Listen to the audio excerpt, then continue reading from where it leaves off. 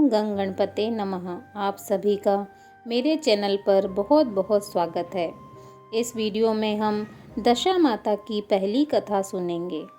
एक राजा था, उसकी दो रानियां थी। बड़ी रानी के कोई संतान नहीं थी, छोटी रानी के पुत्र था। राजा छोटी रानी और राजकुमार को बहुत प्यार करता था। बड़ी रानी छोटी रानी से ईर्ष्या करने लगी।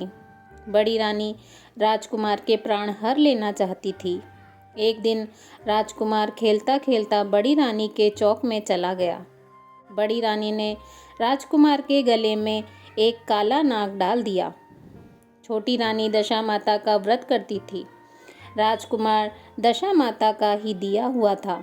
दशा माता की कृपा से सांप बिना नुकसान पहुंचाए राजकुमार के गले से चला गया। दूसरे दिन बड़ी रानी ने लड्डुओं में जहर मिलाकर राजकुमार को खाने के लिए दिए। राजकुमार जैसे ही लड्डू खाने लगा तो दशा माता एक दासी का रूप धारण कर आई और राजकुमार के हाथ से लड्डू छीन लिए। बड़ी रानी का यह वार भी खाली गया। रानी को बड़ी चिंता हुई कि किसी भी तरह से राजकुमार को मारना है। तीसरे दिन जब राजकुमार फिर बड़ी रानी के आंगन में खेलने गया तो रानी ने उसे पकड़कर गहरे कुएं में धकेल दिया। चूंकि कुआं बड़ी रानी के आंगन में बना था, इसलिए किसी को भी पता नहीं चला कि राजकुमार कहाँ गया। लेकिन जैसे ही बड़ी रानी ने राजकुमार को कुएं में धकेला तो दशा माता ने उसे बीच में ही रोक लिया। इधर दोपहर हो जाने पर राजकुमार के न लौटने पर राजा व छोटी रानी को चिंता सताने लगी। दशा माता को भी इस बात की चिंता हुई कि राजकुमार को उसके माता पिता के पास किस प्रकार पहुंचाया जाए। राजकुमार को तलाश करने वाले कर्मचारी निराश होकर बैठ गए। राजा व छोटी रानी पुत्र शोक में रोने लगे। तब दशा माता ने भिखारी का रूप धारण किया और राजकुमार को गले से लगाए राजद्वार पे पहुंची। वह राजकुमार को एक वस्त्र में छिपाए हुए भिक्षा मांगने लगी। सिपाहियों ने उन्हें दुत्कार कर कहा, तुम्हें भिक्षा की पड़ी है और यहाँ राजकुमार खो गया है। सारे लोग दुख और चिंता से व्याकुल हो रहे हैं। इस पर दशा माता बोली, भाइयों, पुण्य का प्रभाव बड़ा ही विचित्र होता है। यदि मुझे भिक्षा मिल जाए तो संभव है कि खोया हुआ राजकुमार तुम लोगों को मिल जाए। यह कहकर वह देहरी पर पैर रखने लगी। सिपाहियों ने उन्हें आगे बढ़ने से रोका। उसी समय दशा माता ने बालक का पैर वस्त्र से बाहर कर दिया।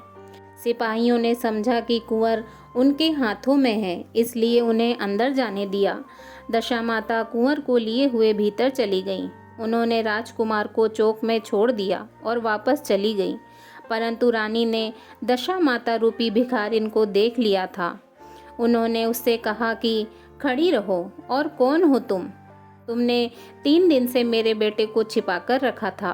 तुमने ऐसा क्यों किया? तुम्हें मेरे इस प्रश्न का उत्तर देना होगा। दशा माता उसी समय ठहर गईं। उन्होंने बताया कि मैं तुम्हारे पुत्र की चोरी करने वाली नहीं हूँ। मैं तो तुम्हारी आराध्य देवी दशा माता हूँ। मैं तुम्हें सचेत करने आई हूँ कि बड़ी रानी तुमसे ईर्ष्या रखती है। वह तुम्हारे पुत्र के प्राण हर लेना चाहती है। एक बार उसने तुम्हारे पुत्र के गले में काला सांप डाल दिया था, जिसे मैंने भगाया। दूसरी बार उसने इसे विष के लड्डू खाने के लिए दिए थे, जिन्हें मैंने उसके हाथों से छीन लिए थे। इस बार उसने तुम्हारे राजकुमार को अपने आंगन के कुएं में धकेल दिया था और मैंने इसे बीच में ही रोककर इसकी रक्षा की। इस समय मैं भिखारिन के वेश में तुम्हें सचेत करने आई हूँ। यह सुनकर छोटी रानी दशा माता के पैरों में गिरकर क्षमा मांगने लगी। छोटी रानी विनीत भाव से बोली, जैसी कृपा आपने मुझ पर दर्शन देख के की है, मैं चाहती हूँ कि आप सदैव इस महल में निवास करें। मुझसे जो सेवा पूजा होगी मैं करूँगी।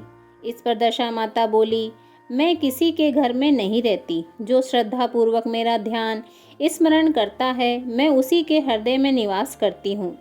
मैंने तुम्हें साक्षात दर्शन दिए हैं, इसलिए तुम सुहागिनों को बुलाकर उन्हें यथाविधि आदर सत्कार के साथ भोजन कराओ और नगर में ढिंढोरा पिटवा दो कि सभी लोग मेरा डोरा लें और व्रत करें। इतना कहकर दशा माता अंतर्ध्यान हो गईं।